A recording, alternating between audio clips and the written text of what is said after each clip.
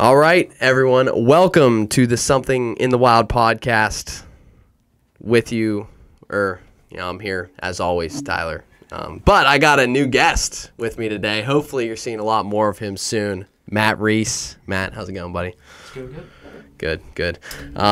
We just got back literally yesterday from our elk hunt. And man, did we have a good time.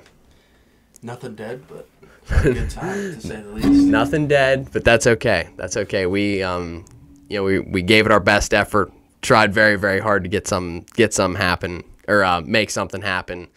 Didn't come to fruition, but that video is going to be coming live to our YouTube channel on Thursday. So be sure to check that out.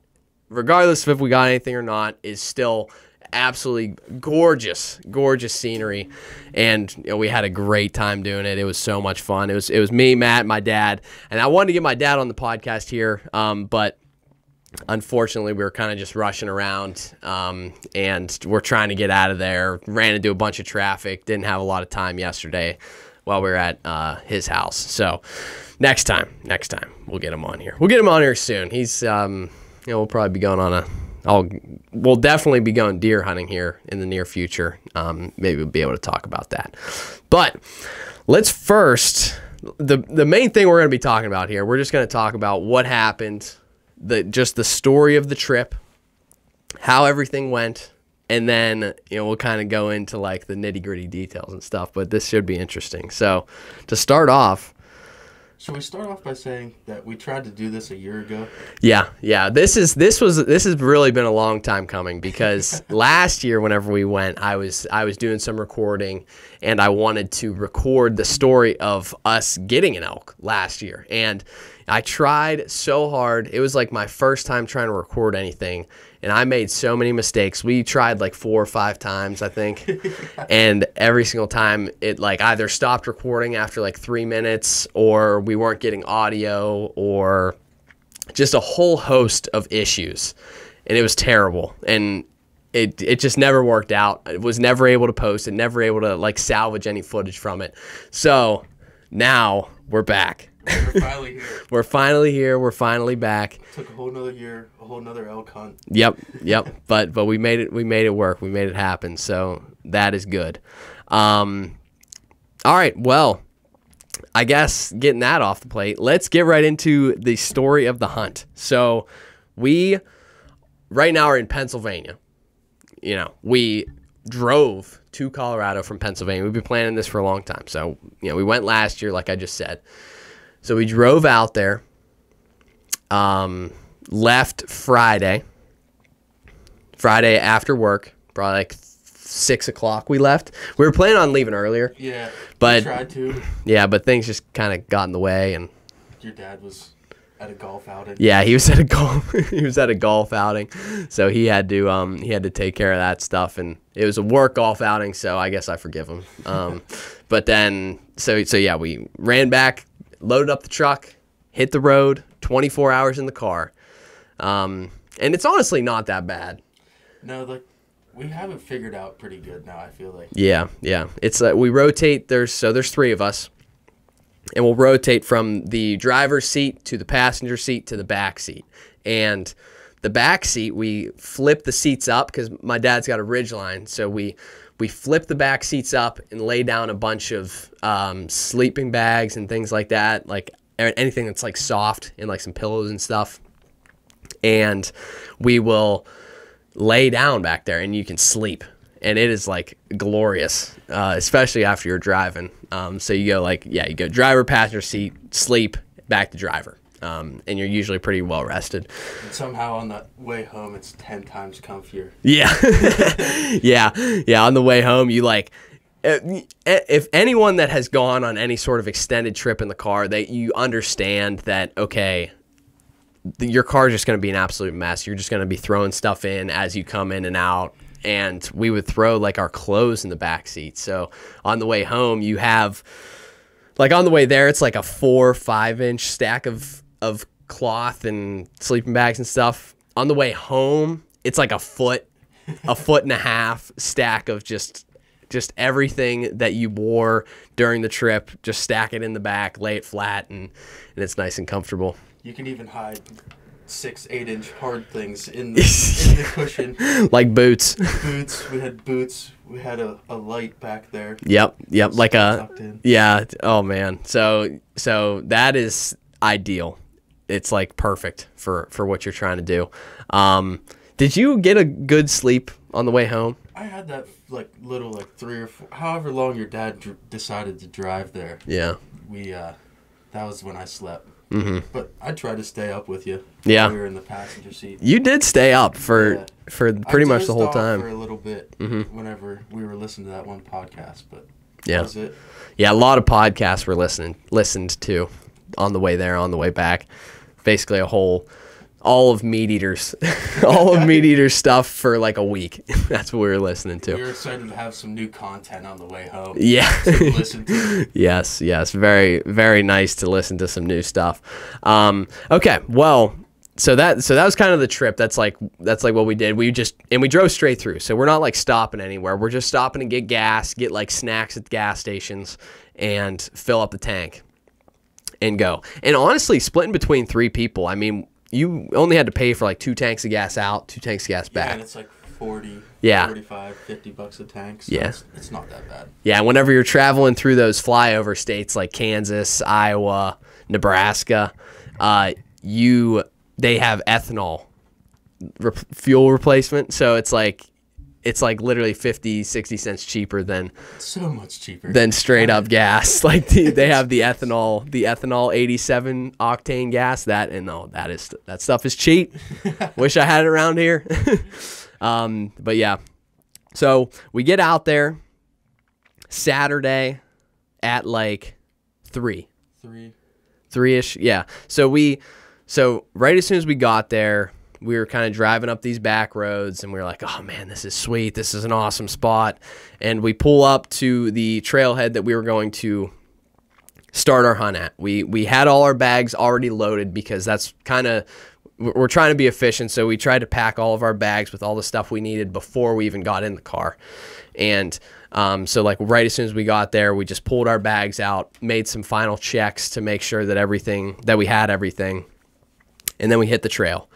Then there was a gate right there, and we took probably like 10, 15 steps, and we stopped because we ran into one of the biggest moose I've ever seen in my entire life. We were literally 30 yards out of the truck, and there was a huge moose just right on the trail that we were walking. And you can see pictures and videos of that. I'll post it on my Instagram. I'm pretty sure I had Sammy post it whenever we were gone on my story, but if you check out the Instagram, I'll just post like a montage of all the wildlife we saw. Huge moose, dude. It was actually insane.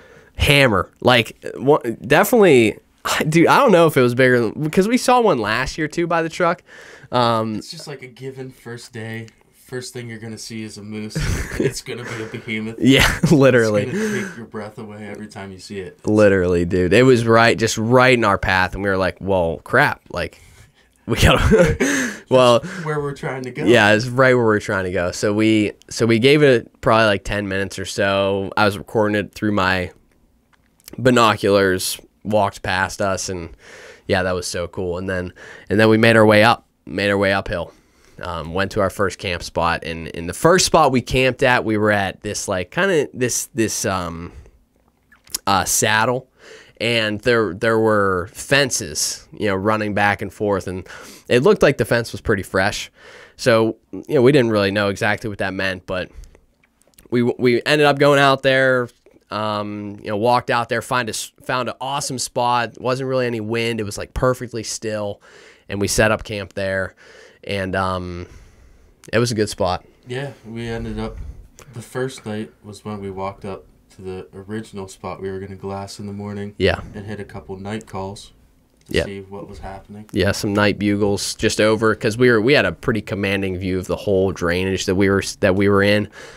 So we just found the point and let some calls out. And the first night was the best weather we had for the next couple days, which we didn't know that at the time. Yeah, for the next like 4 days. Yeah, that was. But we were able to hear everything. It was perfectly, like, it was dead still. There was no sound at all. Like you could hear miles, it seemed like. But yeah, so we ended up calling and set off of a pack, an entire gaggle of coyotes. Literally, oh my god, dude, so we let one out, let a screaming bugle out as loud as I possibly could, and we hear like this, and I, like, the first couple notes, I was like, oh my gosh, we got an elk right here. Like, what are the odds? Again, we got one right in front of us. And then it kept on going, kept yapping. I was like, oh crap, it's a coyote, pack of coyotes. Set more of them off, and then it felt like the entire bottom was just crawling with coyotes. Yeah. Oh my gosh, they were everywhere. I was like, well, that's not good. So yeah, so heard a bunch of coyotes first night, and we were like, well, we might as well just go back. Like, we could go a little bit further, but we'll just go back. We'll just go back to camp. And ended up going back to camp. We had already eaten dinner at that point. At that point, we ate as soon as we got up there and set up camp. Yeah, so we just kind of went to bed whenever we got back. I had like a tarp. You had that like it's like a cocoon tent, I guess you could call it. Yeah. And then my dad was inside my Seek outside tent. I think it's a Silex, I believe. But so he was in that, and we were all set up. Pretty comfortable first night's sleep. It wasn't cold really at all. My dad said, though, that in the middle of the night, he could hear something sniffing underneath his tent, and he thinks it was that pack of coyotes, because at like 2 a.m. they were howling and like barking and yipping probably less than 100 yards away. It was close. Like they were within 50, I think, and so they were right there yipping and stuff, and that was interesting. When he got up in the morning, he's like, I heard something sniffing under my tent. So he was trying to, I'm honestly shocked. That coyote was trying to get underneath his, I'm honestly shocked that they weren't like trying to get underneath mine, because I was just under a tarp. I wasn't, like, I just had like a teepee tarp set up. Yeah, just like a hammock rain fly that I had set up that he slept under. Yep, yeah. The majority of the nights. Yeah, and it was, it honestly was a little bit scary at times whenever I'd wake up, because I could see like straight ahead out of the tent. Yeah. So like every night I would like wake up and I'd like turn my headlamp on and just look straight ahead. I'd be like, see if there's anything there. See if there's eyeballs. Yeah, see if there's eyeballs. so yeah, but they didn't bother us. They just kind of went their own way. And yeah, that was kind of the first night. It was pretty cool. Like, absolutely gorgeous. The stars were insane whenever we woke up, whenever it was still dark. But yeah, because the moon went down pretty early that night. Yeah. So. Yeah, we had pretty much like a full moon every single night. Oh, there's the dogs. Come on in. We had a full moon pretty much every single night, which it might have hurt our chances a little bit of getting some rut action, just because they're rutting majority of the time at night. I think that's honestly a possibility that could have happened. There was a lot of movement that went on at night. Yes. Full moon. Yeah, for sure. So that was what happened then. First day, we hit off, went down this ridge line, tried to find a glassing spot where we could just see the whole valley, see what was going on. Didn't let off any calls at first, but we went there and we sat down and we started glassing stuff, and we ended up seeing this black object off in the distance, and I was like, oh, another moose. I just saw its back legs. I was like, oh, it looks like a cow moose with a calf. And after long, it turned out to just be a cow, a boring cow, like a moo cow. Regular old. Yep. Cattle. Just cattle. And sooner, we saw a bunch of other cattle around the area, and we're like, crap, this place is getting grazed. Which makes sense, because we didn't hear anything, we didn't see anything that morning. There wasn't much fresh sign. No. There was sign, but it wasn't fresh sign. Yeah, yeah. Like they were pushed out of there.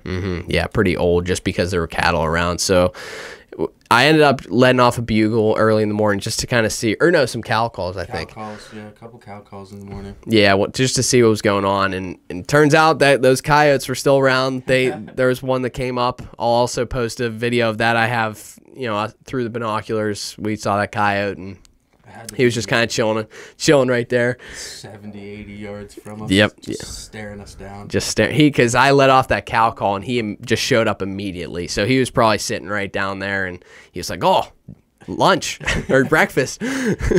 So yeah, we were like, well, coyotes and cows, they're not a good combination for elk. So we just packed up shop, and we hit the road, went back to the truck. And that was kind of our first day, or our first morning. We saw some pretty big bear paws. Yeah.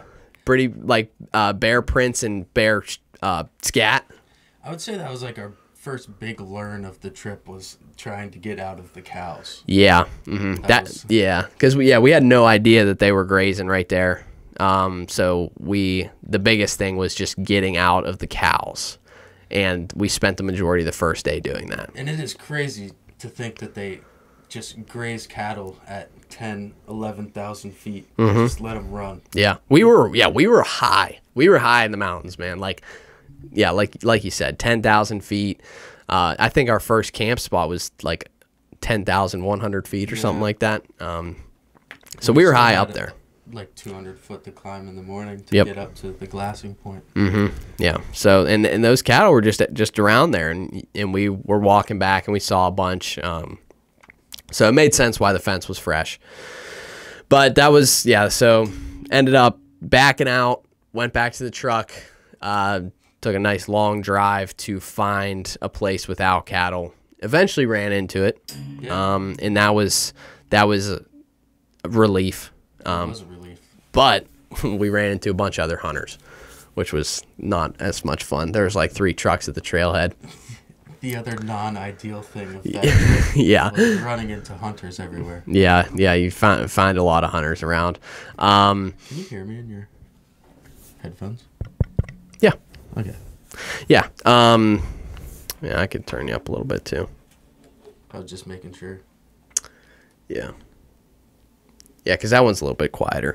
But we went to that second spot, trailhead packed. We're like, oh boy.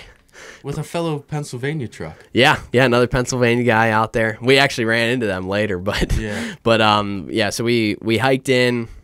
Well, we were like hesitant to go to this spot because there were so many people and because of the cattle. But there weren't cattle in this area, and we were like, well, maybe they grazed here, maybe they moved them out. So we went and checked, and it looked very promising. There was a lot of feed around, a lot of grass. It wasn't trampled like those other areas were. So we only walked a couple hundred yards and found that first wallow down in the dip, and there was a bunch of feed around it that wasn't grazed. So we figured that was a good sign to walk back to the truck, pack up our bags, and set in for a couple-day trip. Yep. So that's what we ended up doing. Packed our food, and a lot of food. That trip we had a lot of food. We had a lot of food, and we went in probably one of the most grueling hikes I've ever done, just straight up this mountain over top of these logs. My dad was dying. Hindsight, there was a better route to the top. Yes, definitely a better route. But we were trying to avoid any sort of human. Yeah, we knew that there were hunters in there. Yeah. And we ran into people on the trailhead that said the same thing. Mm-hmm. So. Yes. Yeah. Oh, and the game warden stopped us at the trailhead too. Yeah, we ran into a game warden. He was pretty cool, but he was saying that there was a bunch of bears. We were getting warnings from everybody about these bears. Yeah, everyone was saying there's bears everywhere. We saw one bear the whole time we were out there. It wasn't even at that spot. But those people that we saw, they were in there for 14 days doing an archery hunt. So they were back in the backcountry for 14 days straight. And they said that they were talking to a couple other people, and they actually got charged. 2 people got charged. One was just like a sow. And he got split up the cubs. Yeah, which that's just a bad spot to be in any state that you're in. Any type of bear. Yeah, you're just asking for a problem. In between them. Oh yeah, yeah, and so that makes sense. But then the other guy said he got like false charge. Yeah, just like a false charge. Raised his hiking sticks and made himself look bigger. Yep, waved him off. So yeah, so that was interesting. And I was like kind of nervous. I was like, oh my gosh, we're gonna run into a bear out here. You were very nervous. You made sure to hang up the food high that night. Yeah. We hung up our food that night and made sure it was out of the way. But yeah, I ended up getting up there. That was our most mileage we did that day because we hiked out and then we hiked back to that spot. And then we did a big loop around the mountain just to kind of see what was going on, if we could find any sign, which we did. We did. Found a lot of sign. Didn't hear any bugles or anything.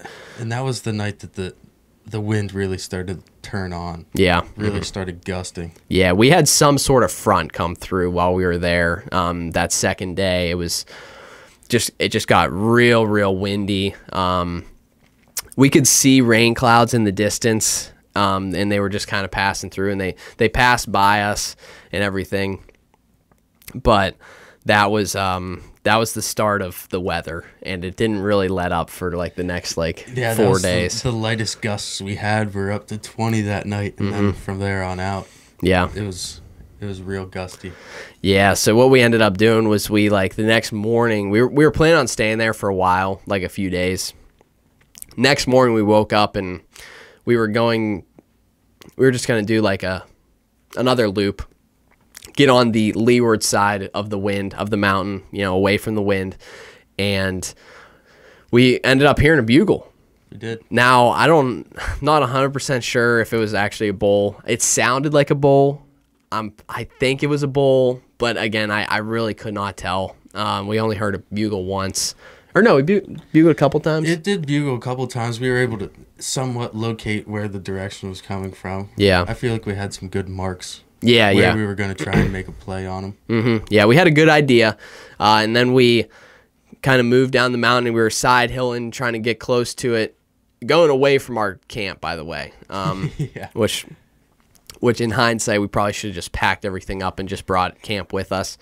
But we were side hilling and we were making our way down, and we were probably like 100 yards or so from our glassing point that we're going to make it to. And then we heard like a chuckle in the woods, and I'm like, oh crap, it's on. Yeah.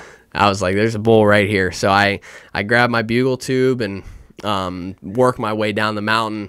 And I'd like to insert that the wind was not ideal for the stock that you were about to put on. No, it was not. It was blowing kind of downward a little bit. So it was like going down the mountain, and that bull was like down the mountain. So I had to back out, and then, the bull, I had to back out and then make my way around. And I bugle, let out a nasty bugle, start raking brush, and nothing. And I was like, well, I think I just went way too hard on that, way too aggressive. Turns out, though, that it was another hunter. So Yeah. So we just felt a little bit dumb for a second. Yeah, just a little bit stupid. At the same time, in those situations, when you aren't a seasoned elk hunter, there's a lot to learn. Yeah, we learned. Whereas this trip was a huge learning trip for both of us. Yeah, we learned a lot. You learn. I feel like you learn more whenever you fail, and we failed a lot this trip. So, and that was the biggest thing that I wanted out of the trip, was just to be able to continue learning and continue to figure stuff out. So that was a big learning point. And yeah, we eventually kept moving forward to the glassing point. I thought I scared the bull away. Turns out it was just a couple hunters, the PA guys, that were chuckling. They were laughing at us with their bull calls. Yeah, with their bull calls. They probably thought that we were an elk too. Your calls are just, they really are. They sound good. You do a good job calling. Thank you. Yeah, I try. Give it that it's all about making it sound like from the gut, Yeah.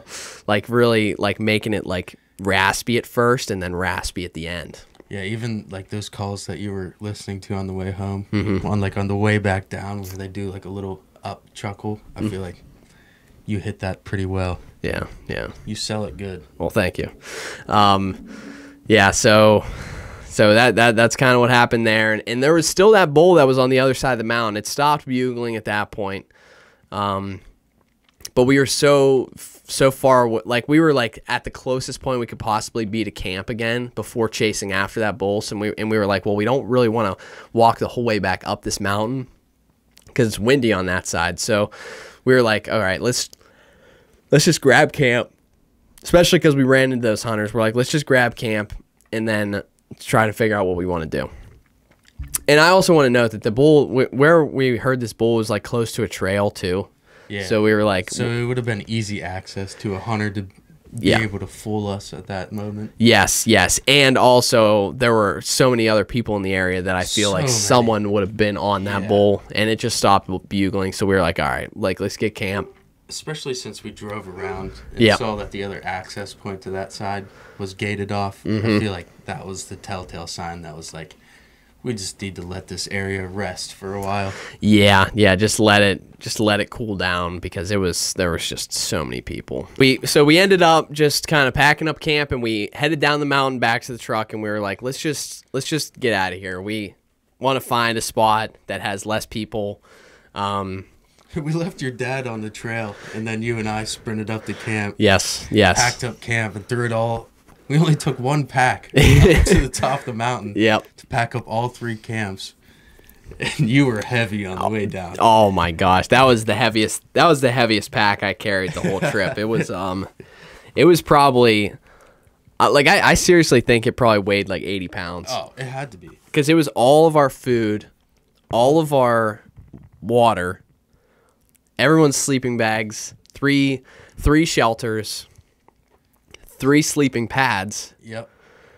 And you 2 had pillows. And pillows. Yeah, it was a lot. It was a lot of weight. And your dad's sleeping bag was massive. Yes. That was before we put in that stuff sack. Uh-huh. Yeah, that thing was huge. You carried that. You ended up carrying that down. Yeah, I carried that in my hand. Yeah, but whew, that was it honestly wasn't that bad because it was all downhill. But it was heavy, and I was using trekking poles, and like one little foul misstep, I was gonna eat it on the way down. But yeah, just gonna barrel roll, just roll the whole way down. Yeah, so that was second day, not like second afternoon. Yeah, well, yeah, was it? Yeah, I think, because that was so that was Monday. Yes. Yeah, that was Monday. So that was the end of Monday. We, ended up leaving, went back to the truck, met up with my dad again, went back to the truck, and then we drove to a different spot, a spot a little bit further away from the road, a little bit further back into the mountains, a very rough road. My dad was having a little bit of a conniption on the way back, slightly. But that's okay. I understand. It was a sketchy road for sure, but we made it back there, and it was 1,000% worth it. And he will even admit to that. I know he will because he did. Yes, he did admit to it. He said that, okay, yeah, that was worth it. Because we got back to the spot, and man, it was just so awesome. There was kind of like a pretty rough road on the way back, but once you got to the spot that we were camping, it was like you could see the whole valley.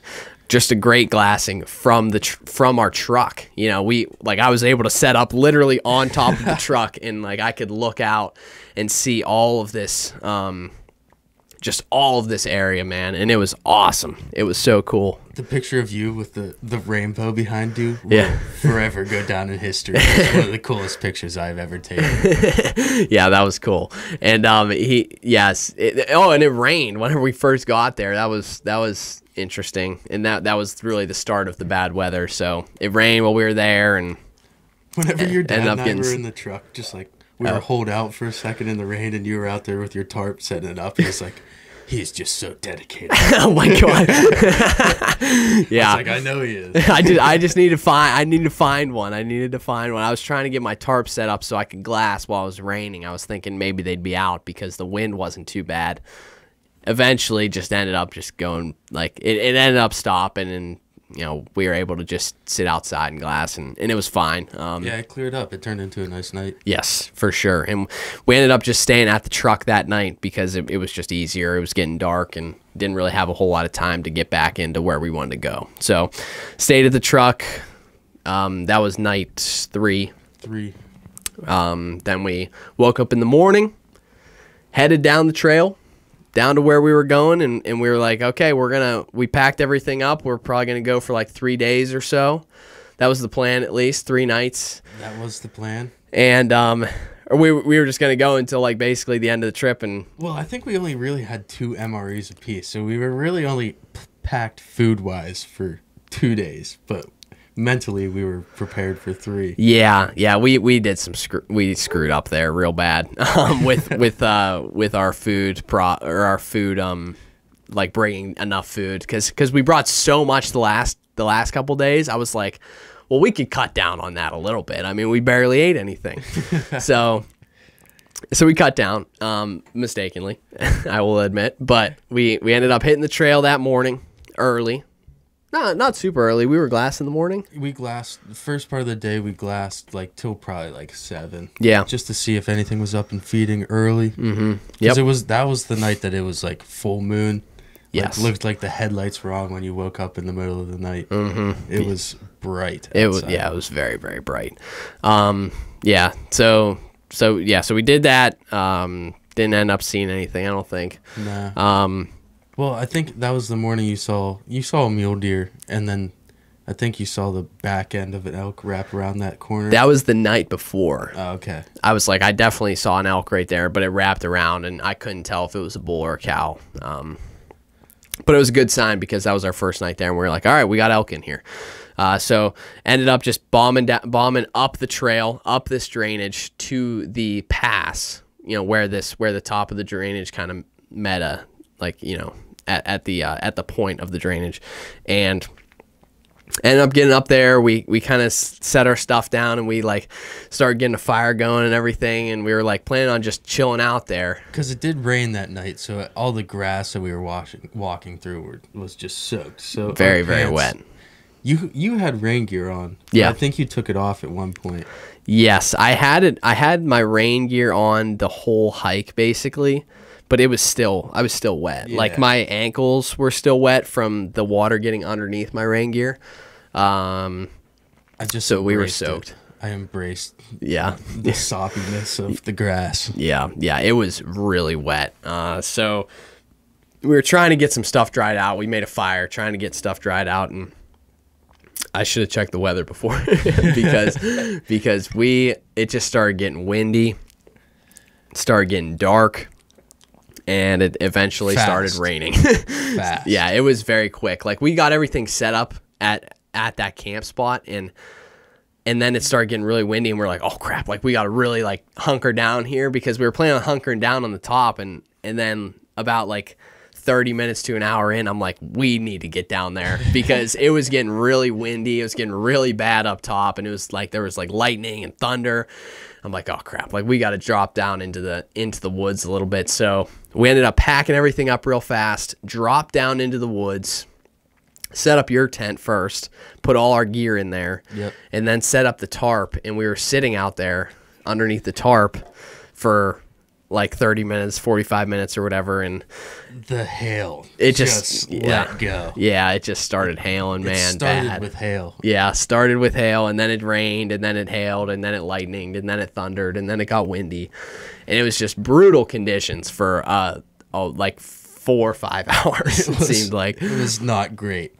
Yeah, like you couldn't be outside. So we ended up setting up that like little lean-to tarp.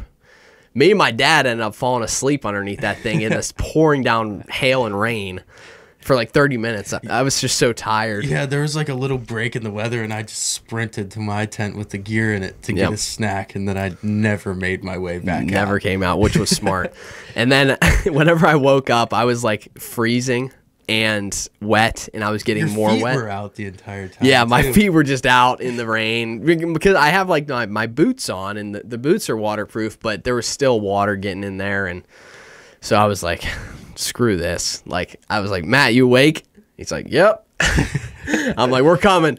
we grabbed all our room. stuff, and we ran into his tent. And I mean, the tent's not huge for one person. It's pretty big. For 3 people, it is not. No, it's not ideal for 3 people. No, but we definitely made it work. Yeah, we put down some mats on the ground, so we kept ourselves off the water that was on the ground, like off the wet ground, and we chilled in there for a while. Ended up making an MRE because we were starving. Yep.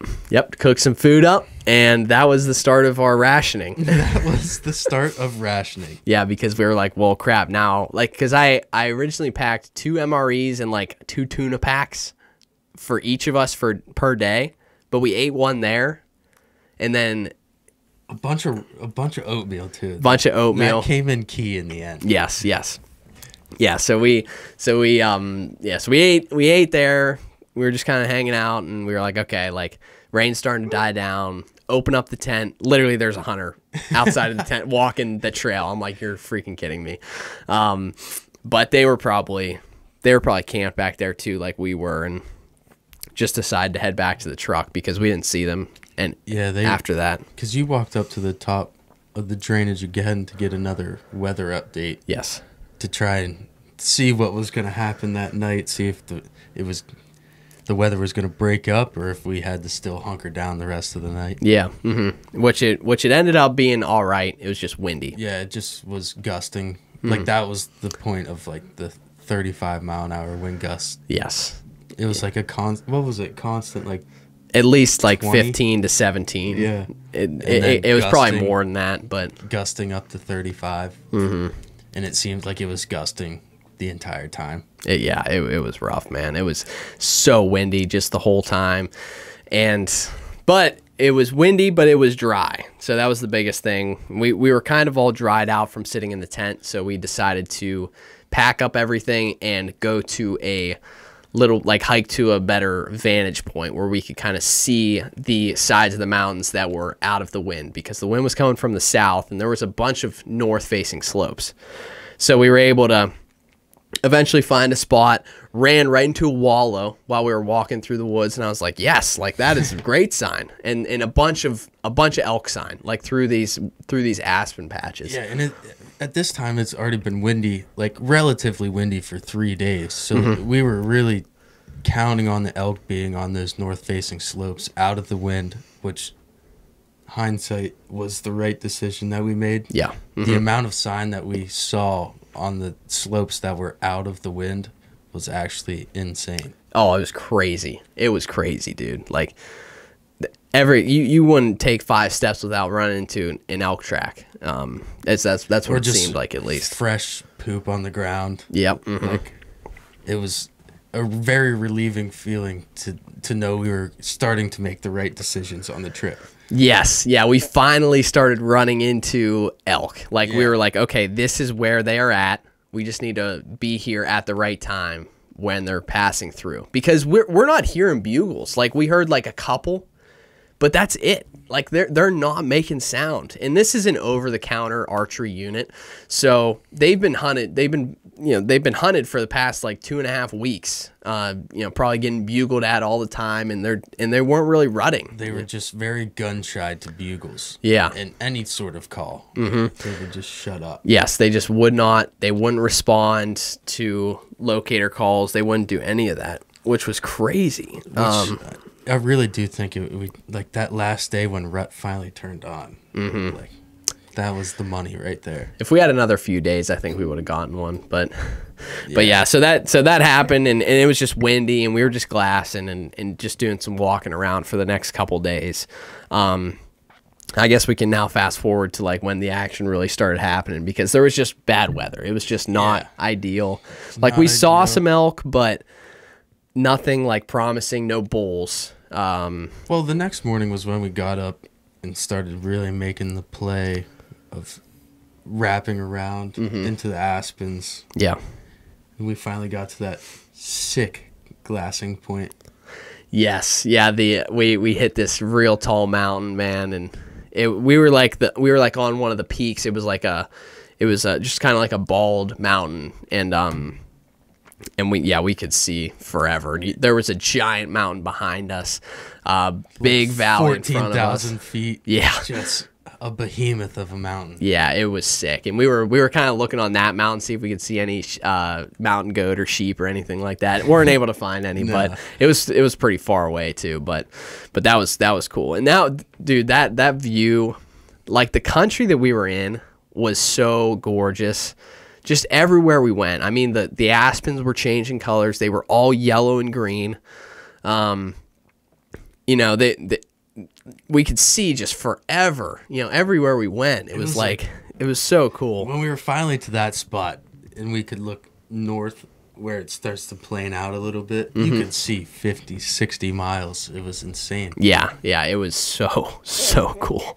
And now it's just, dude, like honestly, it was worth the trip. Like just the sights that we saw, worth the trip, and like the stuff that we learned, it was awesome. Very educational. And just it's so relieving to be out there and being able to like be so far away, because we were so far away from any sort of civilization. We had no service for 4 days straight. You know, like barely even like saw another car. We didn't, like, no. There were no other cars. There was a guy in a side-by-side that we saw like the first night whenever we came in, but yeah, we were pretty far away. Saw a couple hunters while we were back there, but like nothing like the first spot we were in. No. It was there was a lot of space to breathe, which was nice.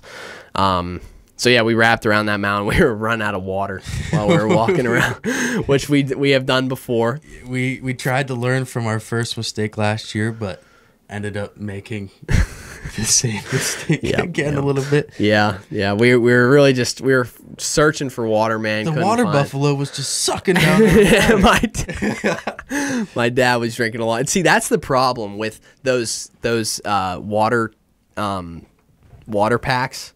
Is they're too easy to drink. I know, they're just right here. It's right here. You're like just sucking on it, and like you need it in a bottle so that you're not drinking it constantly, and like you can like ration it a little. Kind of get the bottle. So you're like you need to drink it 24/7. Yes. So you're like, it's like way back there to get at. So you're like, okay, like you need to sit down. You need to drink it. So it makes it harder to ration water when you got one of those water things.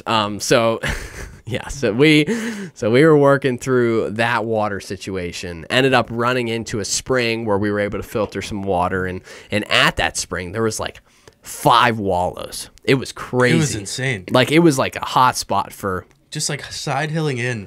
I like looked down and saw that one. Yeah. And we pointed to each other. We were like, "Oh my, there's another wallow here." Yeah. It was huge too. Like huge wall. And then we walked forward a little bit. There's like, "Oh my God, there's another one." And then there's another one. And there's another one. And there's another one. Like they were all in a line, like just tucked in like 100-yard section. Perfectly into that corner of that mountain.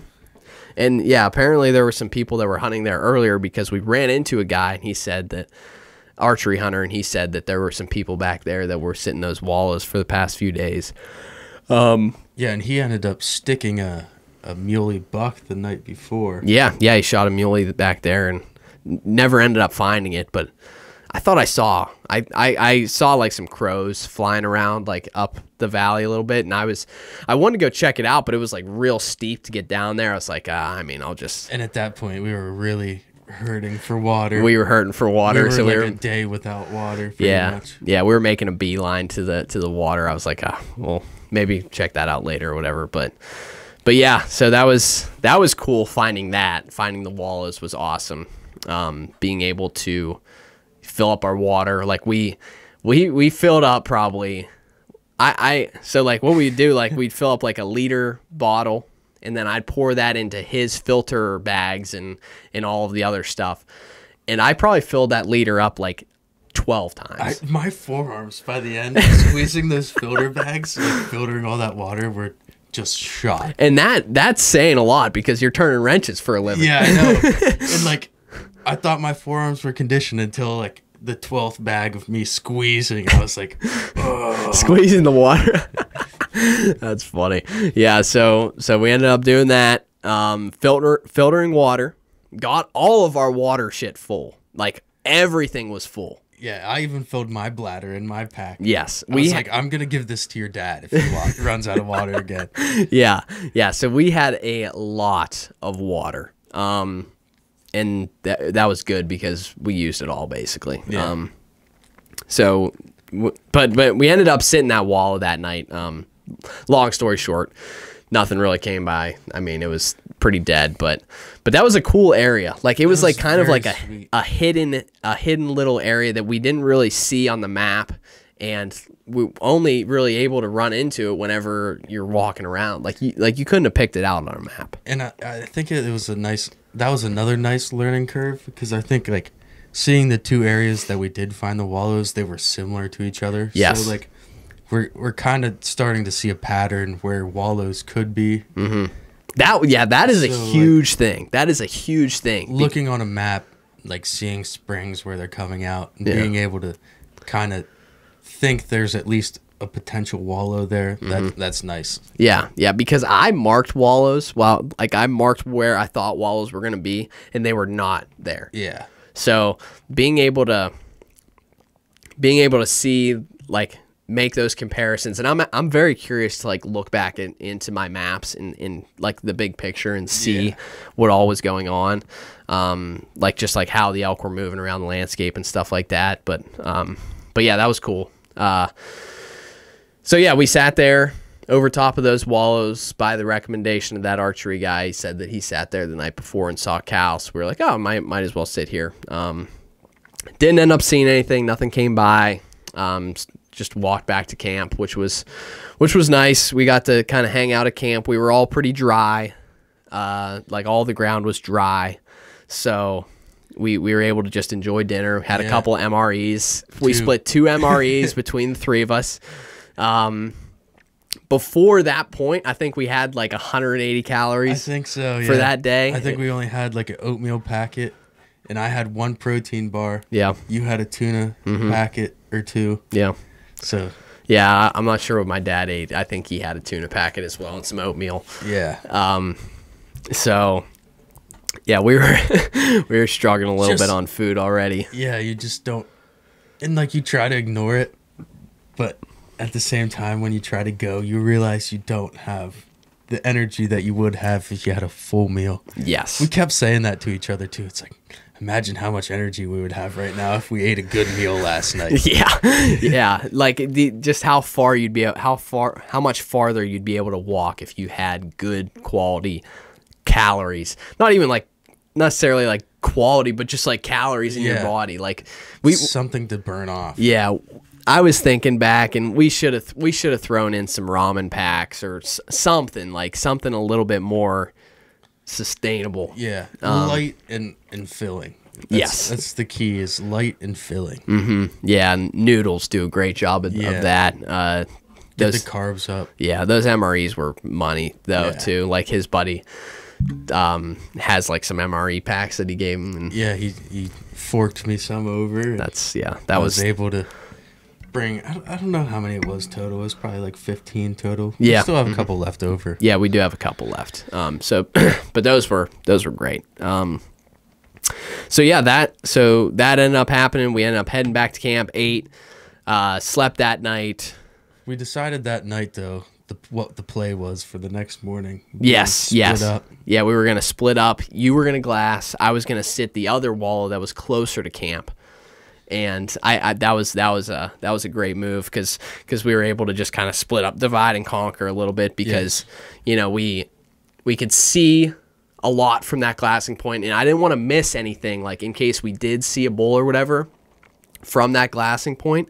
Didn't want to miss it, because we were at least seeing one to 2 elk a day off the glassing point. Yeah, just cows. Yes, we were waiting and praying for the rut to heat up and bring in some bulls. To at least show their faces. Yeah, because, it's September. Like, you see cows. Like, the biggest thing is trying to find cows. And we found cows. We were seeing them every single day, but we weren't seeing any bulls. So it was like, we took care of the first part of the equation. Now, like, the elk got to hold up their end of the bargain. Yep. And eventually, the last day, they ended up holding up their bargain. And this was the last day. Like, so that night, going into the last day, which was Thursday, it's our last full day to hunt.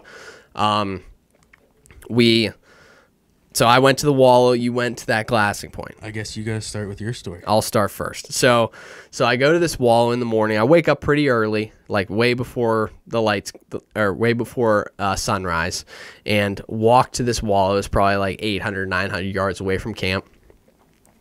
End up getting set up there, and I was trying to figure out where I wanted to set up because the wallow is it was like on this shelf almost. So there's a mountain to the left, there's this shelf, there's a mountain like a hill to the right that drops down into this wallow, and then it goes slopes behind me, and the wind was blowing from the south, so like I don't even know how to explain. It was kind of like across the mountain a little bit, but it was also very cool, and the wind wasn't like super, like blowing super hard. So like downward thermals, that was like the biggest thing. I was like, all right, the wind's going to be pulling down. So I got set up kind of on the point of that shelf where that wallow was at.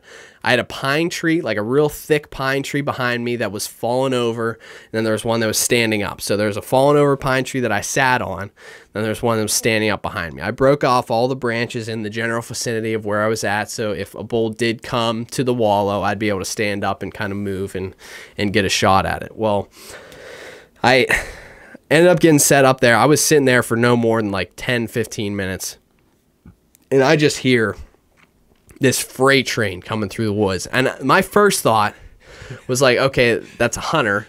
And then it got louder. And I was like, holy crap, that's like a bear, like running down, like rolling down the hill. It sounded like, and then it got even louder. And I was like, it sounds like a group of like 10 hunters. And then like, I was like, that's elk for sure. Like it had to be. So I grabbed my gun and I kind of stand up and turn around a little bit. I was hoping they were going to come into the wallow, but they ended up going to the left behind me. Now to the left is like, I don't have a shot. Like that tree is right there. It's like going to be real hard for me to get a shot. So, but I did have a gap in the pine tree that I could see back there. And I pull my gun up to that gap and I was just waiting. One cow runs, like running down the hill.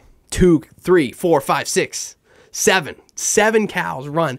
Then the last one is, I see its head and I see antlers. I'm like, holy crap, it's a bull. And literally I had a quarter of a second to like make the decision if I was going to shoot. And I just didn't even, like by the time I saw its head and I saw that it was a bull, it was gone. Like I had no time to even make a decision as to whether or not I wanted to shoot that specific elk. Like it very well could have been a cow. So, but that bull was, man, he was chasing these cows like heavy, like just chasing them down the hill, and they were running just so fast. And I was like, oh my gosh, like I got to slow them down. So I tried to move, and I ended up cow calling, and it kind of stopped them. And I moved a little bit, but the ground was so dry. It made so much noise as I was trying to move. And that dead pine tree right there was making a bunch of noise. And I took a couple steps and I still didn't have a shot. And they were just standing there because they heard me. And then I made another cow call. And then they just booked it, man. Like just absolutely booked. Or I think I moved again. I don't know. It kind of is a little bit blurry in my memory. I think it's just like watching on the video. It's like step, cow call, they're stopped, and then there's like step. Yeah, there was still no shot whenever I stepped first, and then I tried to step again, and then they just took off. And you tried to cow call again and tried to stop them, but they were convinced, and that was the thing, is like any sort of calling, they just run away from it. They've probably been called to so much, they just ran away from it. That's like we were discussing last night. What could have went differently in that situation? What we should have done. What I should have done. And I think we came to a conclusion that a little chuckle might have been the move. Yeah, like just like a very like non-aggressive bull chuckle would have been good, because then it would have been like, oh, there's a bull at this wallow. Just a hey, I'm here kind of call. Yes. Yeah. Mm-hmm. I think that would have been, it would have at least got the bull's attention, I feel like. And he would have been a little bit more curious. Just like, Oh, wonder what guy's stepping in on this wallow. Yeah. So maybe he would have checked it out. Maybe came up and checked to see what was going on up there. I don't know. It would have been interesting to see for sure. But they ended up running away and blew. I mean, first morning of actual rut happening, and it's the last day. You're just trying to make something happen. Yeah, just trying to get a shot, man. You work so hard. We walked 30+ miles in 6 days. And not easy miles. No, not like 3 to 4 miles on a trail, and the rest of them were like 3 to 4 miles like in total on a trail. Like we were off trail basically the whole entire time. So it was just. It was upsetting to say the least. I was very upset with how that ended. But like, you know, I stayed there for a little bit longer. I did try and chase it, but it didn't really turn into anything. Stayed for a little longer. Saw a big muley at that wallow, actually, a freaking huge one. But no more elk, so ended up heading back to camp, and I come to camp and everything's packed up. My dad's like, come on. I'm like, what? Like, is there a bull around here? And he was like, Matt just saw one. Like, we're packing up camp now. We got to go. Like, it's on the other side of the mountain. I'm like, oh, crap. So I packed my bag, and then you came back, and you were like, yeah, it's over this way, and kind of showed me where it was at, and we tried to make a play on it. Yeah, we did our best, I think, to try and make our play. Yep. We dropped down the mountain.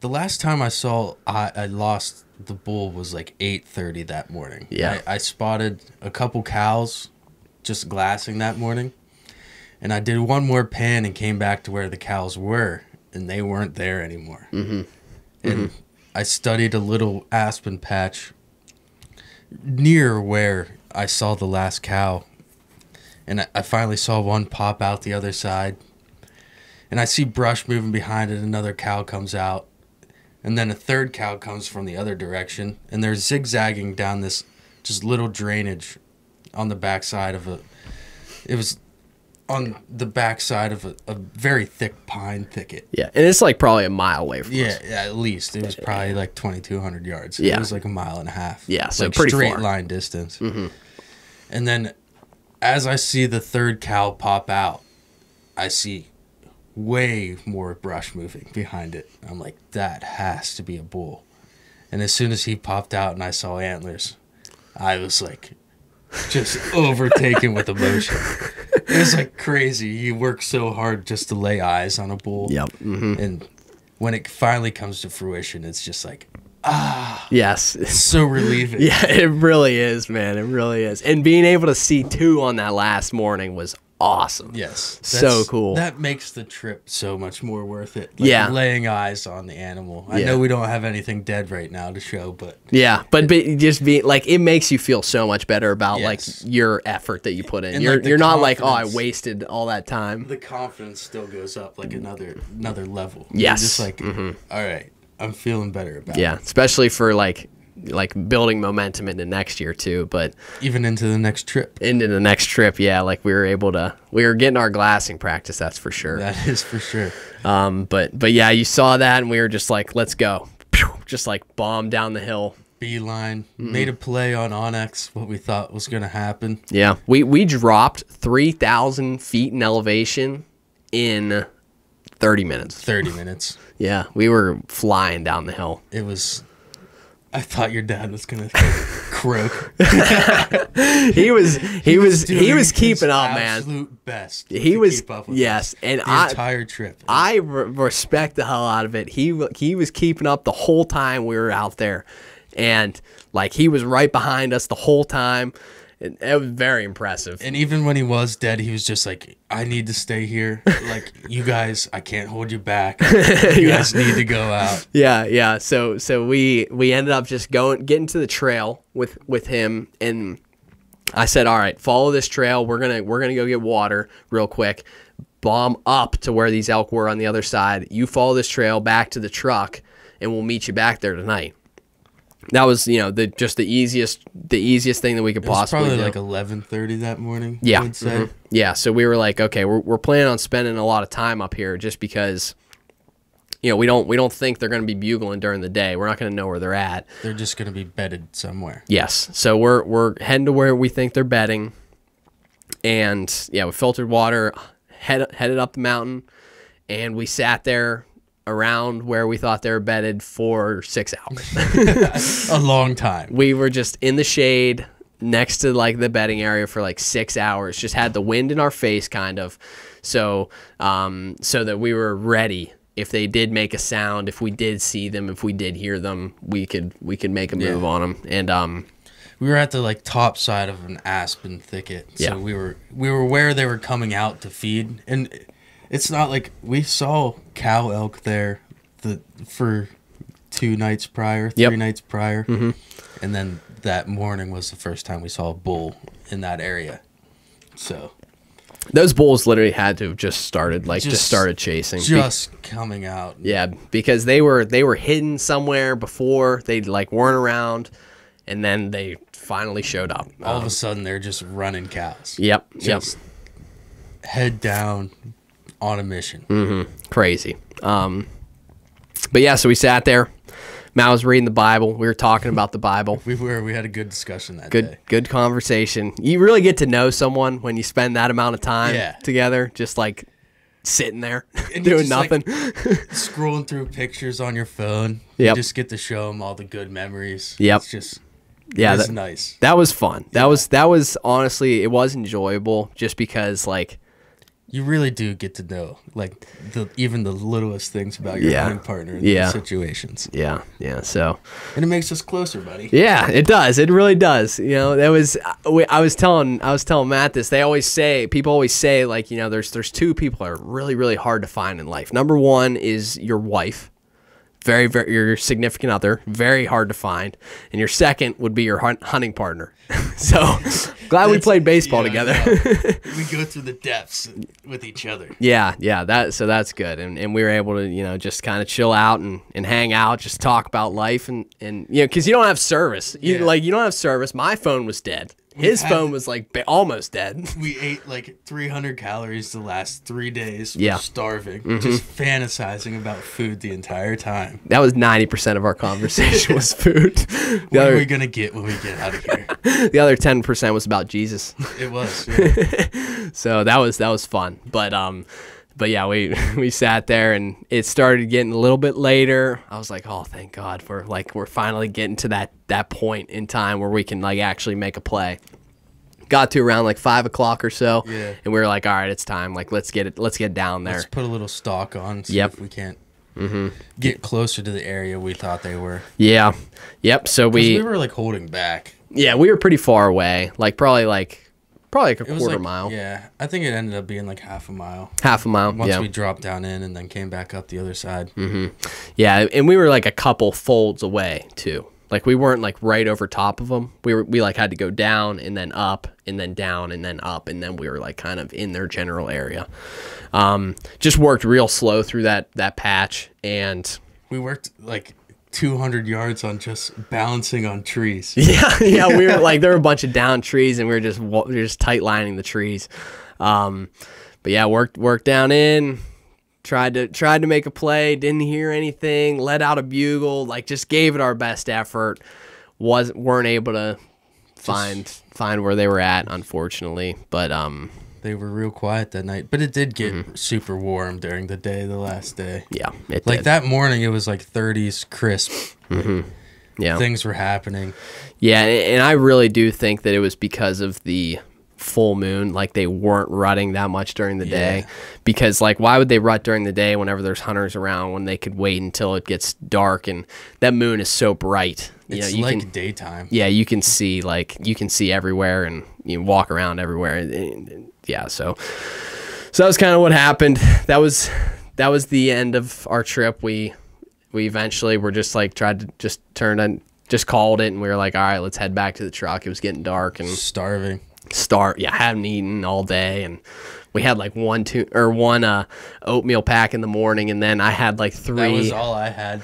Yeah. You were complaining about the tuna tasting like dog food at that point. Yeah, I literally had 3 packs of unflavored tuna while we were sitting there, and it literally tasted like dog food. It was gross. So one was salmon. You waited till the very end too. You're starving to eat that salmon. Yes, packet. yeah. You're just like, that is the last. like that's last resort right now. Yes, literally.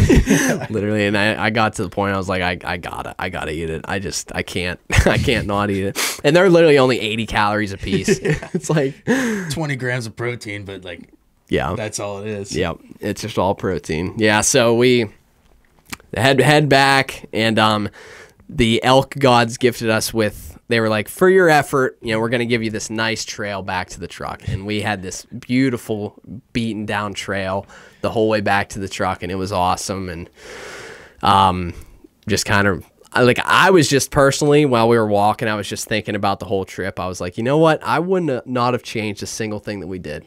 Like, if I had to do it all over again with all the same conditions, I would have done the exact same thing. I think we made the absolute best of what we could, and we learned a lot. Yes. That's like the best feeling, is learning. Yes. Like, yeah, being able to, like, next time, like, okay, like, we know, like, what we're looking for next time, and we don't live out there to be able to study and really know. So learning is our biggest. Yes. Is what makes the huge jump for us for our other trips out there. And we learned as much as we possibly could in that 1 week, so that was good. But yeah, headed back to the truck. My dad had made us some food for oh my gosh, I was like, so thank you. I was like, thank you so much. He threw a bunch of, like, risotto and chicken and ramen all in this pot, and just like, oh, it was so good. It was so good. And our stomachs shrunk so much at that point that we only ate like that one pot. Yeah. And you were just like, I'm full. Yeah, like, I can't eat anymore. Me too. We were talking about, we were like, I'm going to eat 2 bowls of Chipotle whenever, and like, in a Yaya's pizza in a whole pizza. and literally you could not even eat like half of a jet boil of food. It was crazy. It was crazy. So yeah, that was the end of the trip. Makes you feel real skinny though. Yeah, I feel like we lost a lot of weight. But yeah, that was fun, man. Our one bone to show. Yeah, and we got this little vertebrae. We kept a couple of them because they were just sitting on the ground. So we were like, oh, we need some to remember the trip. Need a little memento for the trip. Yeah. Nice little paperweights. Yeah. So I might hang it up on the wall. Yeah. Put it up there maybe. I don't know. This was our shed from last year. Oh, you can't even see it. We got a shed up there from last year. And I kept the other shed from last year. Yeah. And yeah, that one was sick. That was a hammer. That was a big old shed. Probably, was it 5 point, right? Yeah, I think it was 5. Yeah, so that was cool. Thick and heavy. It was a fresh one from that past year. But yeah, that's pretty much it. That was what happened, man. I'm excited to put out the video. I think it's going to be sick. I looking forward to you taking a watch and seeing what you think of it too. No, I think just watching back through the clips that we have, I'm pretty excited to see how it turns out. Yeah, because it turned, like, I mean, just the most beautiful country I've ever seen. Yeah. So, I think you guys will see the perspective of how steep some of the stuff that we were actually going up was. Yeah, it was pretty brutal. But yeah, I think it's time to wrap it up. We got a Steeler game to watch. We got some pizza to eat. We do got pizza to eat. Steelers to watch. We got weight to put back on, and we got some beer to drink. So yes. I appreciate you guys watching. You're gonna see more from Matt. He's gonna try and record some videos of his hunts this year. He's got a big buck he's going after, hoping that we can get that thing on video, get that thing on the ground. Might head up to his place for like a little backcountry camping trip, so I might make a video of that too. We'll see. But yeah, look for more of him, specifically in the videos and on the podcast. And appreciate you guys watching. Stay tuned for Thursday. That's when the video comes out. I got a lot of work to do until then. You got hours of footage to sift. At least 7 hours. Yeah. I think it's probably closer to 8. Yeah, including the camera I was carrying. Yep. Yeah. So we got a lot of work to do. But thank you guys so much for watching. Make sure to keep it wild.